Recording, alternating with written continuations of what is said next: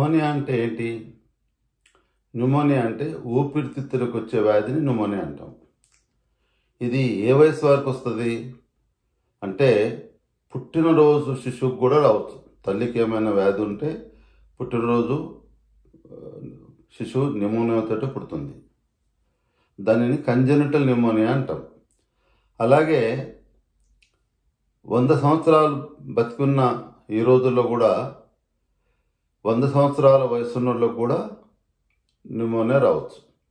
అంటే మొదటి రోజు నుంచి 100 సంవత్సరాల లోపు ఎవరికైనా రావచ్చు. అయితే 5 సంవత్సరాల లోపు కంటే తక్కువ ఉన్న పిల్లలు ప్రపంచంలో న్యూమోనియాతో మొట్టమొదటి కారణంతో చనిపోతున్నారు. అది WHO అందుకే 12th నవంబర్ని న్యూమోనియా డే అని చెప్పి నిర్ధారించింది.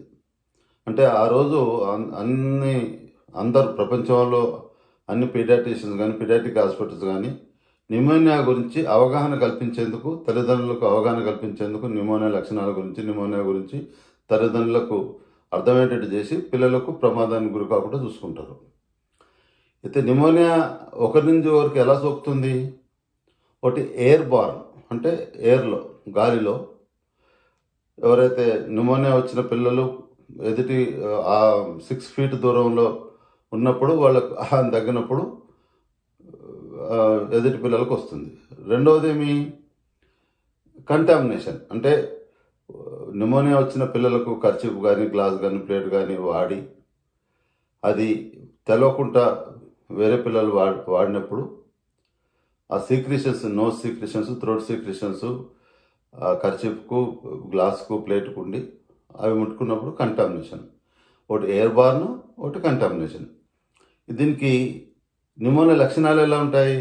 మొదట జ్వరం వస్తుంది, ఆ తర్వాత దగ్గు వస్తుంది, నీరసము, ఆహారం తీసుకోకపోవటము, క్రమేణా దగ్గు పెరగటము, ఛాతి నొప్పి, షార్ట్నెస్ ఆఫ్ బ్రెత్, అంటే డిఫికల్టీ బ్రీతింగ్, చాలా కష్టపడటం ఊపిరి తీసుకోవటం వల్ల, నేసల్ అలై అంటే ముక్కు పుటాలు ఎగరేయటము, అలాగే రెస్పిరేషన్ ఎక్కువగా కొట్టుకోవటం, అంటే శ్వాస రెస్పిరేటరీ రేట్ పెరిగిపోవటం, దాన్ని రెస్పిరేటరీ డిస్ట్రెస్ లేదా రెస్పిరేషన్ పెరిగిపోవటం. ఈ కారణాలతోటి మనకు లక్షణాలు కనిపిస్తుంటాయి. ఈ లక్షణాలు ఉన్నప్పుడు మనకు ఈ న్యూమోనియాకు గల కారణాలు ఏంటి అంటే, ఒకటి న్యూమోనియా వచ్చేందుకు బ్యాక్టీరియల్ న్యూమోనియా అంటాం, ఒకటి వైరల్ న్యూమోనియా అంటాము, ఒకటి ఫంగల్ న్యూమోనియా అంటాము, ఒకటి పారాజైటిక్ న్యూమోనియా అంటాము, ఒకటి యాస్పిరేషన్ న్యూమోనియా అంటాము. అంటే వాంతి చేసుకున్నప్పుడు కడుపులో ఉన్న ఫ్లూయిడ్ కానీ ఫుడ్ కానీ ఊపిరితిత్తులు పోయినప్పుడు దాన్ని యాస్పిరేషన్ న్యూమోనియా అంటాము. ఇంకోటి కెమికల్ న్యూమోనియా అంటాం. అంటే పిల్లలు వేసవిలో బయటకు పోయినప్పుడు తెలవకుండా బంధువులింటికి పోయినప్పుడు బాత్రూంలలో కిరోసిన్ కానీ లేకపోతే క్లీనింగ్ ఫ్లూయిడ్ కానీ సీసాలలో ఉన్నప్పుడు అది తెలవకుండా వాళ్ళు తాగినప్పుడు వాళ్లకు ఈ బాటిల్లో నీళ్ళు తాగి అలవాటు ఉంది కాబట్టి దాన్ని అలాంటి కెమికల్ న్యూమోనియా అంటాం. అయితే న్యూమోనియాలలో ఇప్పుడు చెప్పినట్టు బ్యాక్టీరియల్ న్యూమోనియా ఎన్ని రకాలంటే, బ్యాక్టీరియల్ న్యూమోనియా స్టెఫిలోకోకల్ న్యూమోనియా కావచ్చు, స్ట్రెప్టోకోకస్ న్యూమోనియా కావచ్చు, హీమోఫిలస్ ఇన్ఫ్లుయెంజా న్యూమోనియా కావచ్చు, క్లెబ్సిల్లా కావచ్చు, న్యూమోకోకల్ న్యూమోనియా. ఇవి ఎన్నో రకాలు రావచ్చు బ్యాక్టీరియాల. న్యూమోకోకల్ న్యూమోనియాకు ప్రపంచంలో వ్యాక్సిన్ వచ్చింది. ఆ వ్యాక్సిన్ వచ్చినాక న్యూమోకోకల్ న్యూమోనియా తోటి చనిపోయే వారి సంఖ్య చాలా తగ్గిపోయింది. ఎక్కువ మంది న్యూమోకోకల్ న్యూమోనియా తోటి చనిపోతుంటారు. ఇక వైరల్ అంటే ఎడినో వైరస్ కావచ్చు, రైనో వైరస్ కావచ్చు, సిన్సిషియల్ రెస్పిరేటరీ వైరస్ కావచ్చు, అలాగే ఇన్ఫ్లుయెంజా వైరస్, ఇన్ఫ్లుయెంజా ఏ కానీ లేకపోతే స్వైన్ ఫ్లూ కావచ్చు, అలాగే చికెన్ పాక్స్, ఆటలమ్మ తోటి వచ్చే సెకండరీ ఇన్ఫెక్షన్ న్యూమోనియా కావచ్చు, అట్లాగే మీజిల్స్, సన్నజాజులు, వీటితోటి కూడా ఇవన్నీ మనకు ఎక్కువ పిల్లలలో వైరల్ న్యూమోనియాలో వస్తాయి బ్యాక్టీరియా కంటే. అయితే నిర్ధారణ ఎలా చేస్తాం అంటే, వ్యాధి నిర్ధారణ చాలా సులభం. ఇటు ఎక్స్రే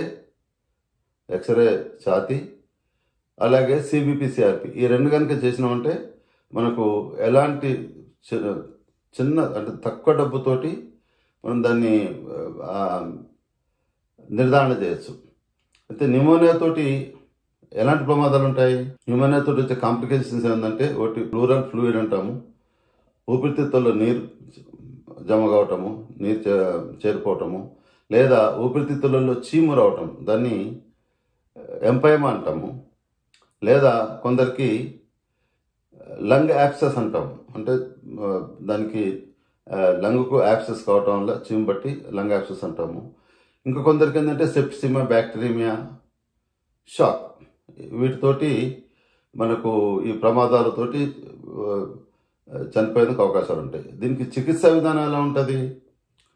జ్వరం వచ్చినప్పుడు పారాసిటమాల్, కాఫ్ సిరప్స్ లేక నెబులైజేషన్స్, లేదా అవసరం ఉన్నప్పుడు ఆక్సిజన్, అప్పటికి సాచురేషన్స్ మెయింటైన్ కాకపోతే సిప్యాప్, ఇంకా మెయింటైన్ కాకపోతే వెంటిలేటర్.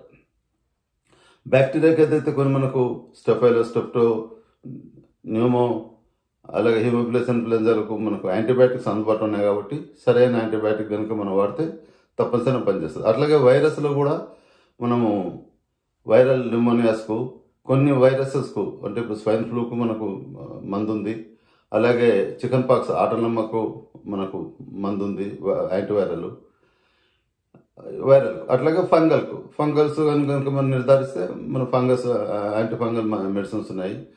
అలాగే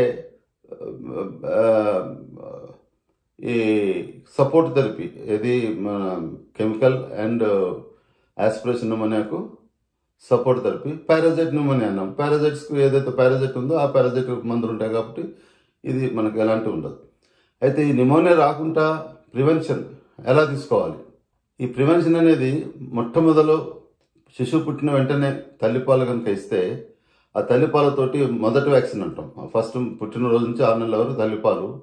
రెండవది ఏమంటే వ్యాక్సిన్స్ అన్నీ, ఇప్పుడు ఊఫింగ్ కాఫ్కు అది పర్టసస్ సిండ్రోమ్ వ్యాక్సిన్ ఉంది, అలాగే హిమోఫిలస్ ఇన్ఫ్లుయెంజాకు వ్యాక్సిన్ ఉంది, న్యూమోకోకల్ న్యూమోనియా, దాన్ని న్యూమోనియా ఇప్పుడు చెప్పినట్టు న్యూమోకోకల్ న్యూమోనియాకు ప్రివినార్ 13 అనేది వ్యాక్సిన్ ప్రపంచం అంతటా అందుబాటులో ఉంది. మన దేశంలోని అన్ని రాష్ట్రాలు, అన్ని జిల్లాలు, అన్ని మండల్స్లలో కూడా మనకు చిన్న చిన్న క్లినిక్లో కూడా ఈ ప్రివినార్ 13 అనేది అందుబాటులో ఉంది. ఈ ప్రివినార్ 13 వేసుకోవటం వల్ల వ్యాక్సిన్ని మనం తప్పనిసరిగా మనం న్యూమోకోకల్ న్యూమోనియా ప్రమాదమైన వ్యాధిని అరికట్టవచ్చు. అట్లాగే స్వైన్ ఫ్లూ వ్యాక్సిన్ ఉంది, చికెన్ పాక్స్కు మనకు ఆటలమ్మకు వ్యాక్సిన్ ఉంది, మీజిల్స్కు వ్యాక్సిన్ ఉన్నాయి.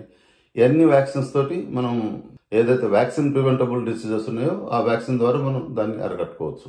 వ్యాక్సిన్ ప్రివెంటబుల్ డిసీజెస్ అంటే ఏదైతే వ్యాక్సిన్ తోటి మనకు అందుబాటులో ఉన్నాయో ఆ వ్యాక్సిన్ తోటి మనము ఆ వ్యాధి రాకుండా కాపాడుకోవచ్చు. ఇంకా ఈ వ్యాక్సిన్తో పాటు ఇంకేమి ఇవ్వాలి? ఎక్సర్సైజ్, అంటే పిల్లలకు ఆటలు ఆడిపియాలి. ఆ ఎక్సర్సైజ్, ఆ ఆటలు, గేమ్స్ ఆడిపించడం వల్ల వాళ్లకు ఎండార్ఫిన్స్ పిల్లలలో వచ్చి రోగనిరోధక శక్తిని పెంచుతాయి. అలాగే వీటికి తోడు పోషకాహారం ఇచ్చేస్తే మనకు అది కూడా రోగనిరోధక శక్తిని పెంచుతుంది.